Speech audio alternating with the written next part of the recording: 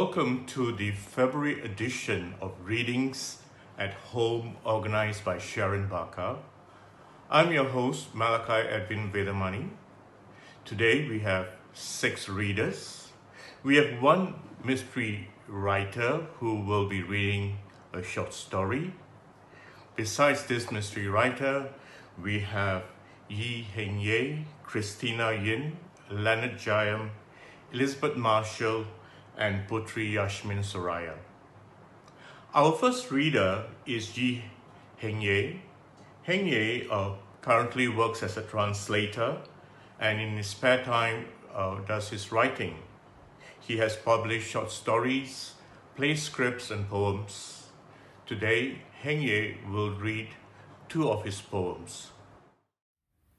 Hi everyone, I'm Heng Yeh. First of all, I'd like to thank Professor Malachi and Sharon Bakar for allowing me to be a part of this, basically. Today I'll be reading one of my poems that will be featured in Malaysian Millennial Voices, which I believe is coming out soon, so hopefully you like what you hear. And actually, I also read one of the poems there on the Kita podcast, which is on Spotify if you want to check that out.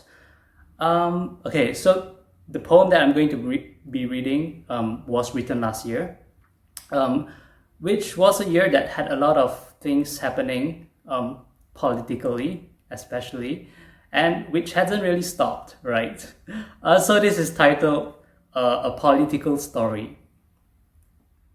Who is telling us the story? Who is nodding along and who is not? Whose words are fumbled? Whose words are too polished and practiced? We don't trust this one, we think. Who is tearing a hole in the narrative and forcing their head through? Who is seizing the country by its throat? Who is administering the apologies? And who is lining up to accept them with one hand, with both, or to make a big show of refusal? And what do they think of each other? Who is told of the meeting? And for those who weren't, who told them that they weren't? Who is sent packing from the office and upon exiting, brushes shoulders with who's on their way in?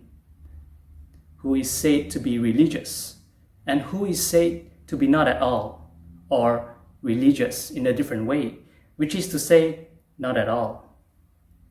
Who is thinking of their job, and are they the same ones as the ones doing it?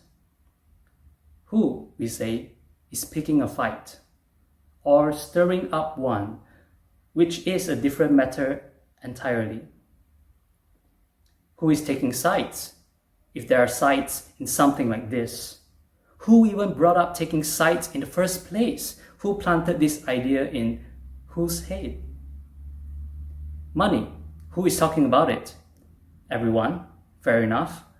But who can never get enough of it? Whose money is better looking, is the life of the party, speaks more confidently than whose? Who is saying nothing? Who is deciding what who means when who said what? Who is making jokes? And are we able to agree if these are funny or not? Who is no longer considered a who, but has become a what? Who exactly asked for the arrests? And why don't we know the names of whoever is arrested when we know the names of whoever is not? Who is forgotten? By its very nature, this question has no answer. Still, who has saved whom from becoming that non-answer? Who is holding things together, if we still can say that things are being held together, which we must if we are to go on? And finally, who is listening or not listening at all to the tale being spun, to the debate, the rebuttals, the questions asked by whom? Whoever who can do nothing but repeat themselves like a single-minded, simple-minded owl. Who?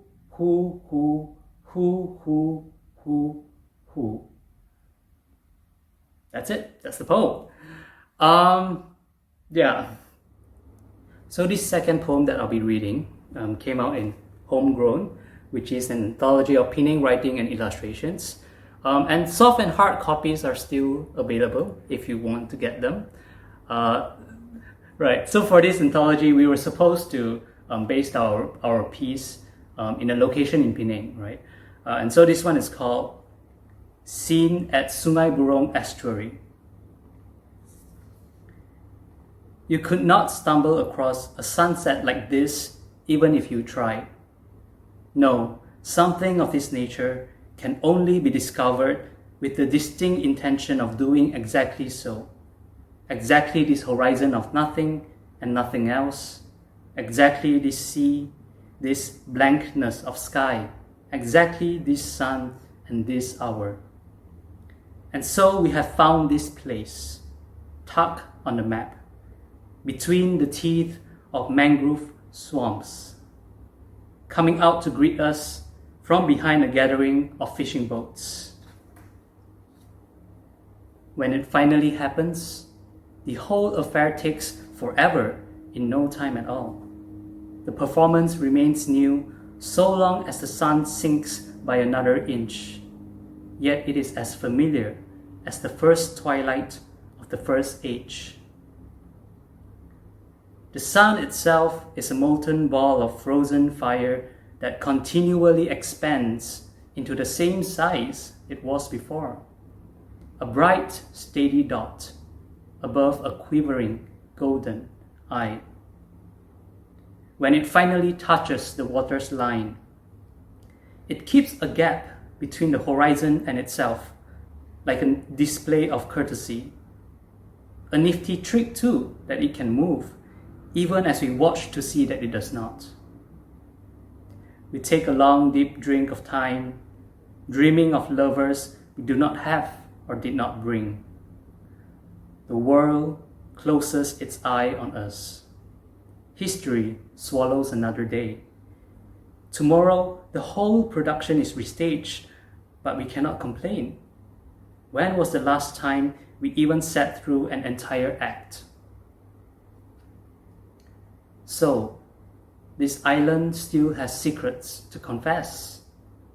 Scenes we will never find on the other side of this exact same sea. To learn how to notice a sunset like this has taken me nothing less than 20 years. Already a lifetime for too many of us. I think that's it. Thank you. Thank you, Henye. We now go on to our second writer, Christina Yin. Christina's work is very much in the genre of creative non-fiction, which is very closely linked to her work as a conservationist. Christina lives in Kuching, and much of her work has been on the orangutans of late. And today she will read two of her creative writing pieces on the orangutan. Hi, I'm Christina Yin and I'm reading from Kuching, Sarawak. Before I start, I'd like to say thanks to Sharon Bakar for continuing readings online. This is a great opportunity for all of us, especially those of us who are far away from the capital. I'd also like to thank my professor, Professor Malachi Edwin Vethamani, who invited me to give this reading today. He's always been a strong supporter of my work. So I'll be reading two pieces of creative non-fiction today. One is an excerpt from a longer piece called Cage 14, Bullet's Story, and the other is a shorter piece in its entirety. These are both from my PhD studies where I researched the conservation of orangutans in Sarawak over a span of 50 years, interviewing and telling the stories of people who have worked, ordinary people who have worked with orangutan conservation here in Suraya. So here goes, Cage 14. I look out through the bars of Cage 14. The forest surrounds the cage with only the small gap leading back to the mossy wooden pathway. This is what Bullet would have seen. As a young orangutan, he had loved being with people. In the cage, he could no longer touch humans nor play among them as he had done. Female orangutans were brought into the cage in the hope that he might father offspring, but he was not interested in them. Eventually, the females were taken out of the cage, and Bullet was left alone. His only interactions were through the bars of the cage. Visitors would trek along the walkway to seek him out in cage 14, to gawk and gaze at him. Cage 14 and all those other cages at Simango are abandoned now, but the tale of the injured, rescued, and confiscated wildlife continues. Bullet's stuffed body stands with his arms folded across his chest in a glass enclosure at Matang Wildlife Center. The taxidermist had chosen to fix him in his favorite pose for posterity. It is as if he is forced to witness the repetition of the horror stories of rescued and confiscated wildlife that are brought to join the menagerie of damaged, caged animals at Matang. Will they ever be rehabilitated and released into the wild? The aim is to do so, but many may not be able to. They were either captured too young to learn how to fend for themselves in the wild, or are too damaged from years of captivity or ill treatment. A few might have a chance to be rehabilitated, except that there are no forests for them to be released into. Existing populations of their species in the protected forests or national parks might attack them, while the food and prey in the other forests may be scarce or unsuitable for their consumption. It is possible that most will spend the rest of their days in cages, visited only by humans who seek Darwin's backbone shiver, of which Barbara Creed says, the human animal yearns to feel the thrill of fully being alive in the modern world. This thrill is gained at the cost of the mythic human orangutan, confined in a cage or in a small patch of nature reserve, never truly living in a natural state. This is the Gothic horror story that haunts human civilizations, demonstrating that we are not really that civilized after all. The photograph of Bullet and the abandoned cage 14 remind me of this. Now I'm going to read What I See Is Not an Orangutan, and it's a memoir, part eco-criticism, a hybrid which many creative non-fiction pieces are. What I see is not an orangutan. It is a Gigantopithecus. We come upon it suddenly, opening a door at the end of a long corridor. The gigantic head on broad shoulders, covered with long light brown hair, gazes from its glass exhibit case with a strangely kindly expression in its eyes. It is framed by bamboo shoots, believed to be its favorite food. We are entranced, as we are so far from home, yet here in the middle of Iowa, where our younger daughter has come to study, we find a replica of an early relative of our state's iconic red ape, Pongo pygmaeus. My husband sits on a bench next to the university's Natural History Museum's exhibit. The Gigantopithecus's head is twice as big as Melvin's. I take a photograph. It is August 2018. He will use this later in his work presentations on wildlife and extinct species. When I read about the Gigantopithecus that we chanced upon, I discover that the villain of Disney's 2016 film version of The Jungle Book had truly existed. Disney had not made it up. Gigantopithecus blackie had roamed parts of India, China, Vietnam, and Indonesia, and is the largest known primate to have lived, reaching 3 meters in height. Its closest living relative is believed to have been the orangutan. Climate change resulting in habitat alterations from forest to savanna and a diminishing amount of bamboo and fruit are believed to have led to the extinction of the Gigantopithecus some 100,000 years ago. Extinction is, unfortunately, all around us. In our lifetime, the Sumatran rhinoceros has become extinct in the Malaysian wild. The number of the world's most poached animal, the pangolin or scaly anteater, is fast declining in our lands, with one seizure of scales alone in Singapore amounting to 21,000 dead animals. Reports of pygmy elephants being poisoned or shot in Sabah appear in the news almost weekly.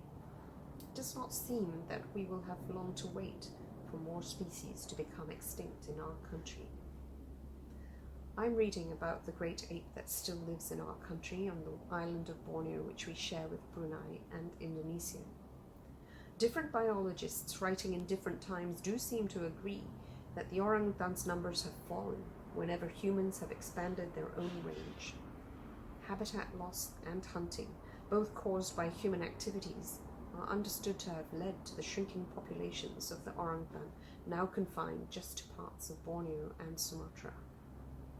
It is hard to argue with those who say that humans should come first, that human life is more precious than that of animals, even the most intelligent of primates, or the most endangered of species. After all, it is true that there is no planet B, and there is no Noah's Ark we can board to save all these species and ourselves from doom. Yet, I wonder if we truly value human life.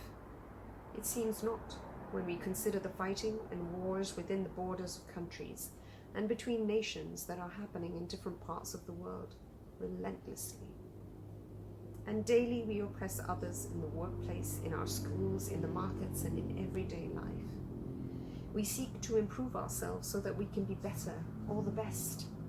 And as we enter the new year and new decade, we make resolutions, pray for blessings, seek prosperity and greater happiness, but at what cost?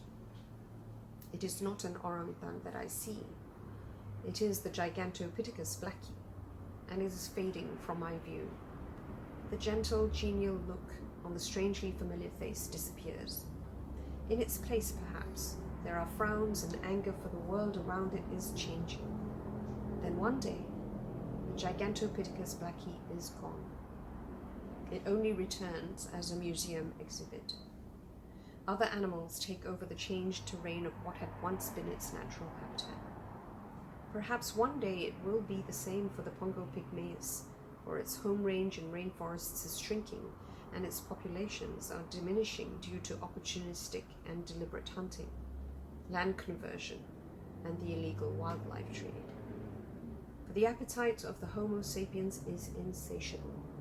We seek trees for timber, more lands for plantations, and unnatural environments that depict our so-called successful development.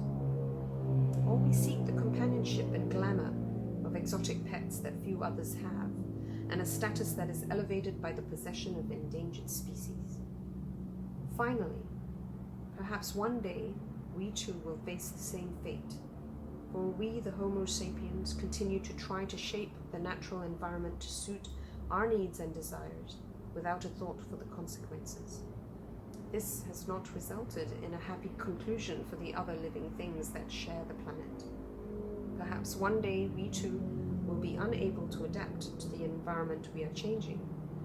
And so one day, like the Gigantopithecus blackie and Pongo pygmaeus before us, the Homo sapiens will no longer be seen either.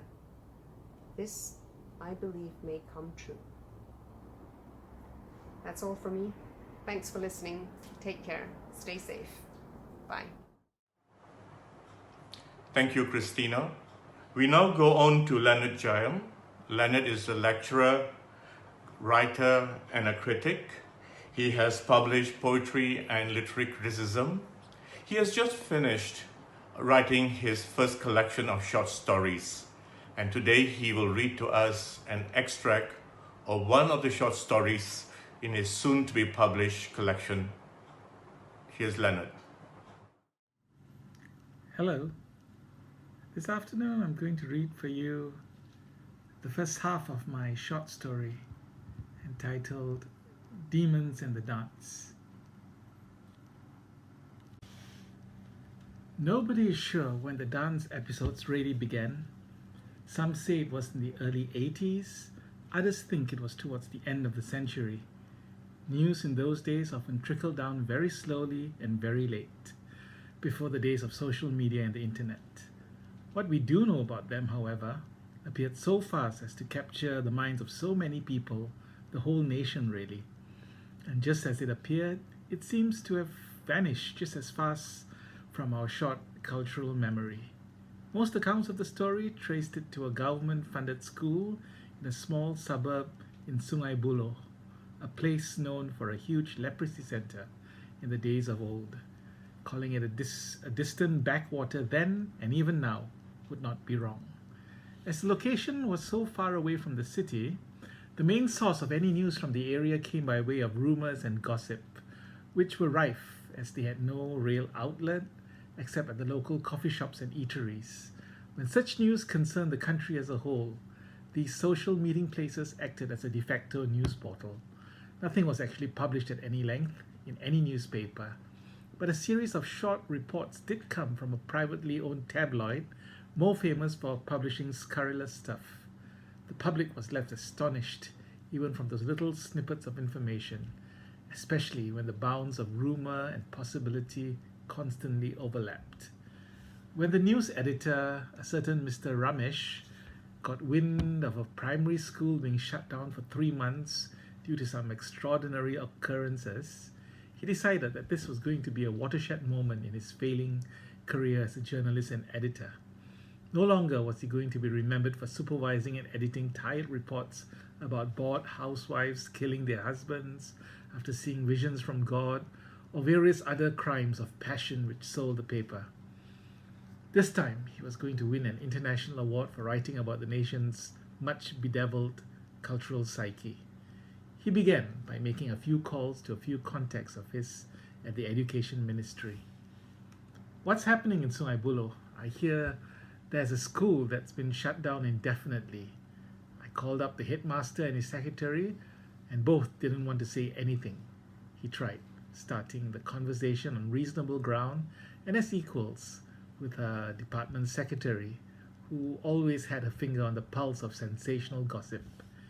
You know, Mr. Ramesh, your newspaper prints terrible things about the government to make us look stupid. Something is definitely going on, but we are at no liberty to divulge anything, the contact replied. Ramesh tried another contact, this time a real officer in charge of such affairs. He began by speculating, by offering up a hypothesis which a colleague of his had said was the word on the street. It's something to do with a dance or mass hypnosis, we are told by reliable sources. But he got a reply that was even less friendly. No, I hear it was a massive fire that burnt a huge portion of the school, or perhaps it was just a big flood that caused the damage. Knowing he was getting nowhere, Ramesh decided on another tactic. He went in for the attack. It's you guys being helpless as usual and unable to do a single thing, right? The contact had already hung up at the other end. Ramesh wasn't deterred. He made a few more calls, but to little avail. Then he decided to send out 2 of his best cadet reporters to talk to everyone in the vicinity of the school, the tea stalls, coffee shops, restaurants, fast food outlets, children's playgrounds, or anywhere that could have a parent or child from that school hovering close by. These eyewitnesses' accounts and later the interviews with a cultural historian and a few psychiatrists helped tell the whole macabre story. The story looks something like this. On one sunny day in May, in a small primary school in a suburb of Sungai Buloh, all the teachers were suddenly rushed into a classroom of 30 or so kids when they were alerted to a strange sound, which belonged to neither this world nor the next one. All the children in that class were heard and seemed to be gently huffing and puffing, inhaling vast amounts of air and then expelling slowly but deliberately. A strangely soft but indelible tone of voices muttering in unison was also heard, as if a labored chanting had begun. Suddenly, as if in some Talentime show, the dancing began. Imagine one whole classroom of 30 or so young pupils doing or recreating some sort of movement that looked akin to a gyration of the hips. One expert witness described it later as, think of children playing with hula hoops, but only this time think of them doing the same dance but without the hoops. The episode didn't end there. After 10 or so similar episodes had occurred throughout the week, one afternoon all 30 kids suddenly seized each other's hands and continued dancing in a circle for hours, and on the final day they were seen to troop out to the yard and then the playing field, still hand in hand, spinning themselves, whirling in circles for hours and hours, again and again and again. Sometimes the craze would end within an hour, and sometimes it ended when they collapsed in unison, in utter exhaustion, often in great confusion. There was even one reported death after the first month of the phenomenon. The parents of the children became so terrified and ashamed that they refused to let their kids attend school anymore. The impasse lasted for many months. Frightened now by what had been happening, the school authorities, the headmaster and his secretary, decided that something needed to be explained, even justified, before the fear of the parents could be allayed. So they were the first people to call in the police, who brought along the religious authorities. From what was told to the press later, the headmaster had managed to persuade the grief-stricken parents to stage the dance just one more time for the benefit of those trying to help. One official who witnessed the farewell performance could only stare at the spectacle and say very loudly, for all to hear in Malay, "This is the work of Satan and his many minions." In this highly segregated country, where everything is drawn and divided according to religious and ethnic lines, sometimes along the lines of hate and exclusion, a simple, though troubling incident like this would have remained much confined to the local news and forgotten soon after. The religious authority in question could have, under the written constitution of the land, taken jurisdiction over the dominant ethnic group and issued a semi-legal edict to ban what they thought was getting in the way of the ideology or causing the mania of the dance. The problem that surfaced was that all of this was taking place in what was a state-run school where children of all races and ethnicities were studying. The dance team in question had only a handful of dancers from that dominant group, while the rest of its members were cast as being among the non-believers. Instead of taking action right away by calling in the imams and shamans, as they were often wont to do during such crises of faith, the local state councillors somehow managed to convince these zealots that it would be more prudent to handle the affair in a more westernized, scientific way. The first round of psychiatrists from a hospital in the city didn't yield to any arguments or persuasion outside of their own making, least of all provide solutions or reasons as to why the phenomenon was actually taking place. They too went around in circles, discussing amongst themselves, thinking about a cocktail of psychotropic drugs would be the answer, though no one was in agreement as to what actual drugs should be administered. Getting nowhere, a sociologist thought it prescient to ask a local historian about the whole exact locale of the school in question, and what he found stunned everyone. Thank you for listening. Thank you, Leonard. We now go on to that mystery writer. She's actually no mystery to us. It is no other than Sharon Bakar, who has been organizing readings for the last 16 years. So I'm very happy to have Sharon read her short story. This short story was recently published in the Men Matters online journal. So here she is, Sharon Bakar. Hello, I'm Sharon Bakar and I'm going to be reading to you from my short story, Disgraced, which appeared in Men Matters journal. Did we not love the author? Did we not take him to our hearts? Of course we did. Not while he was alive, of course. You can't evaluate someone's career until you see the extent of their output.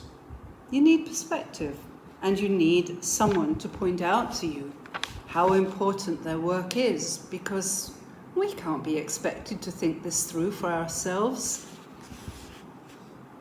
Yes, indeed, it is sad that he didn't sell more than a few hundred copies of any one of his books while he was alive.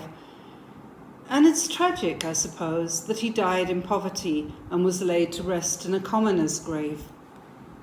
But that's the way of things if you want to be considered a creative.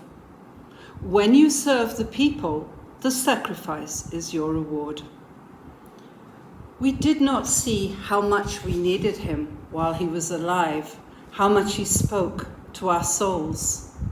It turns out that he was the voice of the country, and he said everything that we wished to say but did not have words for. And he said it with a music that we didn't have a flair for. He gave a voice to those at the forefront of the political struggle, and in such a way that we all understood, finally, what the issues were. In death, the author achieved a stature and importance that he hadn't in life. We took up a public subscription so that a bronze statue of the author, sagely stroking his chin, could be erected in the middle of the municipal park. We created a scholarship for promising young writers and stamped his name on a new literary prize. His works were added to the syllabus in high schools and colleges and adapted for stage and screen. We held book discussions and invited academics to give public lectures about his works. Parents read abridged versions to their kids at night, and illustrators created comic books. We felt it was only right that we celebrate his most famous novel, the magnificent magnum opus, every year on the anniversary of its first publication, with street parties and readings where everyone would dress up as the characters. Some of us wore blue mops on our heads. Some of us wore ballet tutus trimmed with sunflowers and roses, and others, in bowler hats, carried large carp wrapped in newspapers. His body was exhumed from its humble grave, and the coffin paraded through the streets with a cortege of 35 bishops from the neighbouring provinces. It was then reinterred in the nave of the cathedral, along with several past luminaries of the nation. Just when we had ensured his immortality and place in everyone's hearts, the rumours began. We began to hear them in the market, whispered behind hands. We tried them out tentatively on our own tongues to taste if there was any truth in them. The stories grew stronger in the telling, although the authorities did their best to quell them with official statements in the newspapers. But in every mouth, the scandals grew and shifted as lurid details were added to them. Some said he'd been a serial abuser of women, although neither his wife nor his previous lovers came forward to confirm this. Some said that he was secretly a racist and that he had called people with a different complexion from the east of the country names that we would blush to repeat here, although no solid evidence was presented to support this hypothesis. Some questioned his war record and claimed that his many medals had been purchased from a thief. Some academics set out to prove that his novels had been extensively plagiarized, running his manuscripts through supercomputers which mysteriously crashed before a conclusion could be reached. But then a new and more powerful take on the author and his works began to spread. We were determined to find offence, and so we read behind the lines and through the lines and upside down to reverse the lines to find reasons to despise his works. Perhaps the simple truth was that his works weren't very good at all. Perhaps he had been just a government mouthpiece. We found so much righteous anger buried inside ourselves, and we displayed it for the rest of the world to see. How did the scales fall from our eyes? How did we undo generations of swallowing the official line in all things? None of us could say for sure, but there was definitely a current of anger that started in us just as a trickle, and then became a stream, and finally a torrent. Physical signs of this disillusion were manifest. His statue had been neglected for some time now and had become target practice for pigeons, and that particular corner of the park became overgrown with weeds. Then one day we found it had been daubed with red paint, making the author look as if he'd been involved in a massacre. Soon after, angry mobs appeared bearing placards, and insisted that the statue be torn down. One of the braver young men scaled the statue to fasten ropes around its neck, while the baying crowd yanked and pulled until it toppled into bushes, breaking off its nose, which the cheering hordes bore away with them. His books were removed from the library and bookstore shelves, and although never burned, because how could we do that if we believed he had the higher moral ground? If we believed we had the higher moral ground, the remaining copies languished in storerooms until the pages yellowed and they were sent away to be pulped. Instead of celebrating Magnum Opus Day, we decided to set aside that holiday for a more worthy cause, perhaps as End to Violence to Women Day or Solidarity with Purple-Skinned Persons from the East. We could never make up our minds, so we simply named it Be Nice to All People Day. The trouble is that whether we love or hate the author, we shan't forget him, can't forget him. He's more engraved in our consciousness than ever. Perhaps we will have to read his works again one day and make up our own minds. Okay, thank you. Thanks ever so much. Miss you all so much. Bye-bye. Thank you, Sharon. We now go on to the next writer. It is Elizabeth Marshall.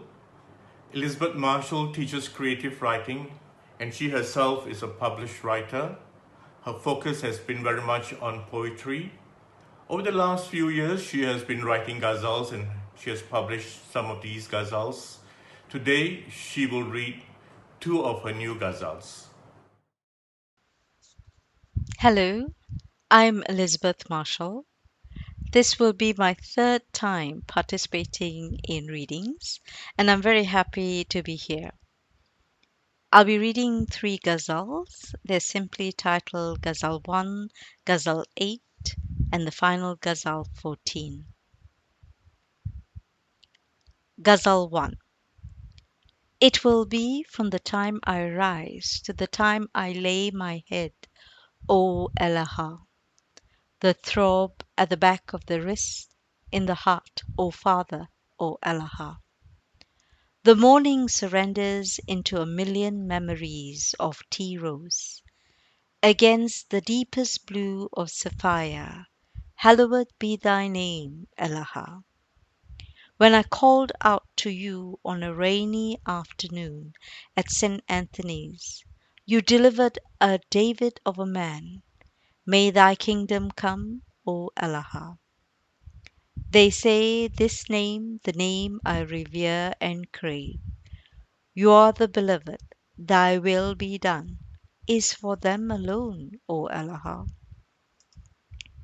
You are present in our lives, in our kitchens, in our hospitals, in our hearts, in heaven as it is, has been on earth. Elaha. Give us this day, Saviour Lord, beloved, our daily bread. Help me remember the loaves and fishes, Charita, Elaha, Elaha. When followers claim they have heard the voice, forgive us our trespasses, our doubts, Elaha, Elaha. Take our temptations of doubts and jealousies, burn them at the altar of sacrifice. Let believers just believe, Elaha. 9th May 2018. Let this day be our new independence. Purge our country, cleanse our hearts from bejans, deliver us from all evil. Elaha. Ghazal 8. The silver-spiked cavity has been uncovered. Wail, wail. There lingers a desperation in every prayer. But wail, wail. In this northern state of Kedah, in an ancient province, Thaipusam is coming. Wail, wail. Best to tie these tongues, garland the empty bellies, and place them as coloured papers. Wail, wail. The Mariappan Mamas, the Kartik Sitapas, push their bags into rooms that house across the hospital. Wail, wail. Their young hands dreaming of the walk behind the chariots. Dress the kavadis with peacock feathers, squashing a thought. Wail, wail. It is 6 a.m. The kavadi bearer with thoughts cleansed walk to the temple, where pain is a blessing.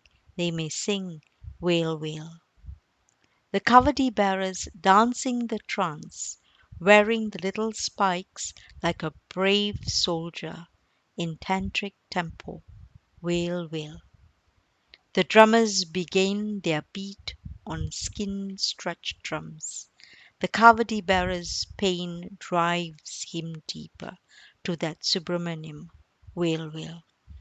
The kavadi bearer, the deity for the day, family gathers for the day round the table, wedge for the day, wail, wail.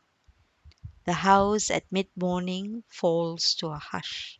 The kavadi bearer rests with his bevy of fans, wail, wail. The garden sits still in the dust, cousins talking.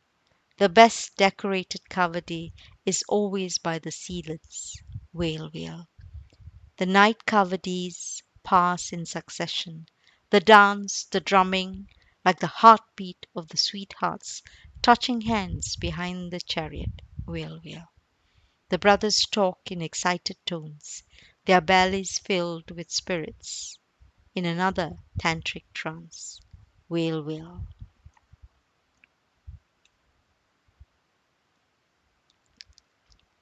Ghazal 14.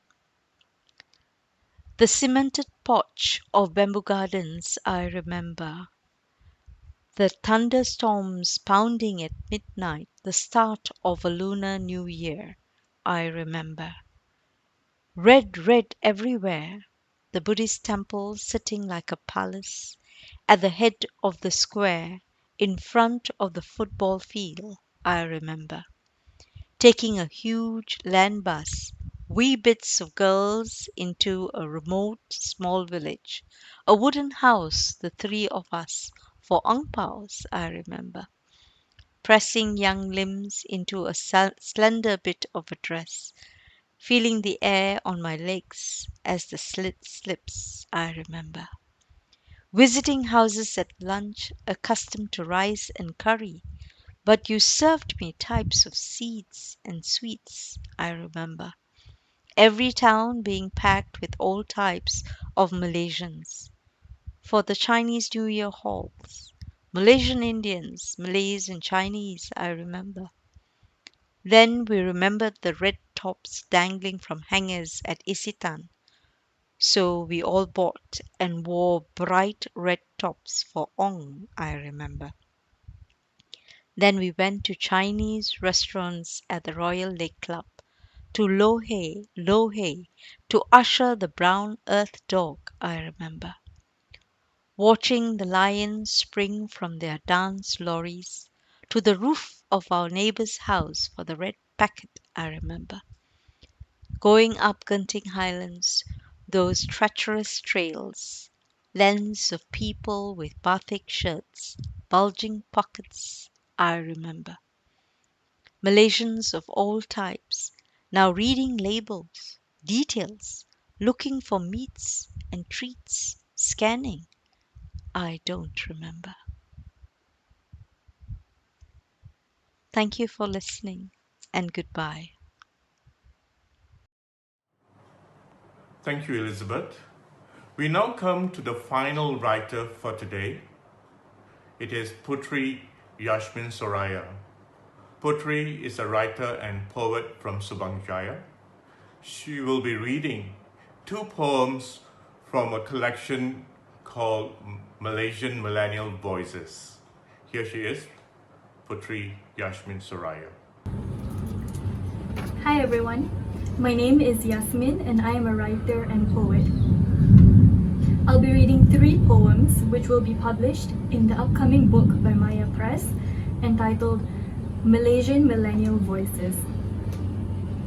The first poem I'll be reading is called Persephone Leaving and it is inspired by the story of Hades and Persephone from Greek mythology. Persephone leaving. It was for the earth in your hands I knelt first.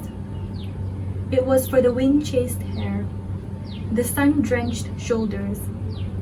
I climbed out of the earth, already torn at the edges, already tired from ghostly burden.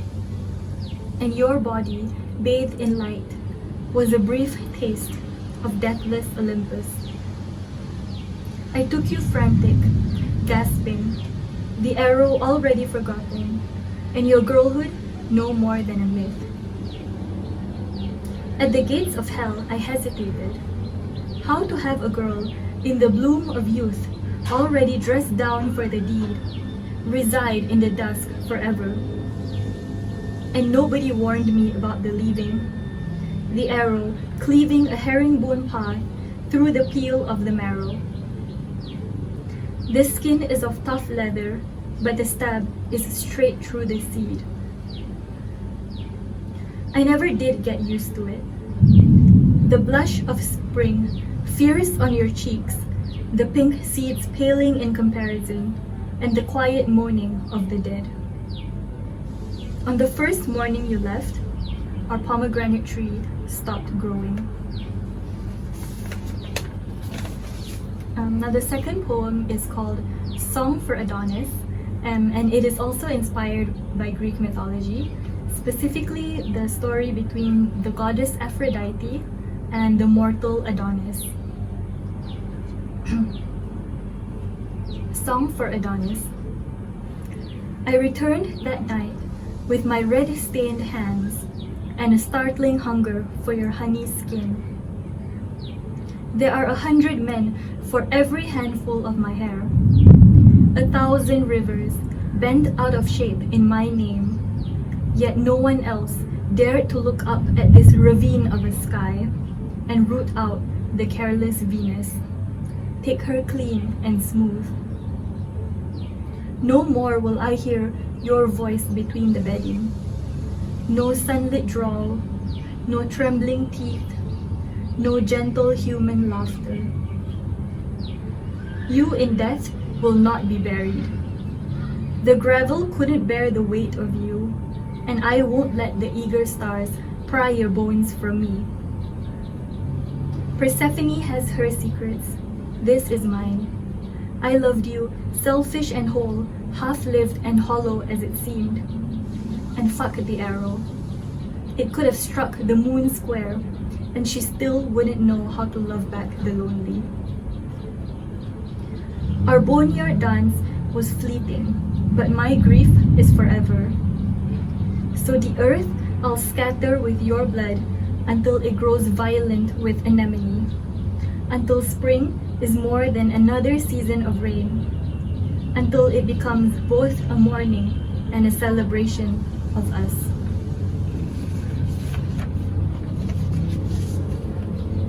The third poem is called Ghazal on Growing. So a ghazal is a form of poetry that is made up of a chain of couplets, and with each couplet it ends on the same word or phrase, like a refrain. Ghazal on Growing. I counted the stars first before they fell into your lap, in knotted strands, light as thread. What a gentle breeze out. What a time it is for growing. They weren't nearly as quiet as the rain. Hear the pitter-patter, the quick footsteps of a friend unwelcome. Hear the geraniums grow. My father carried a grudge, old and heavy as the earth. Even Atlas grieved for him. Listen, warned the god. The weight of it will only grow. We measure out the rest of our lives with teaspoons. 21,000 and still going. Death sits idly by, hands patient, spite growing. This sapped soil will still be around when you return. Tonight, Taurus scrapes the sky. Open cluster, open wound. Since you last saw me, twice I have grown. Thank you. We've now come to the end of the program. Thank you for watching it with us. A big thank you also goes to all the writers today, and also to Param, who has edited and put the videos together. Thank you, Param, and see you all next month. Bye-bye.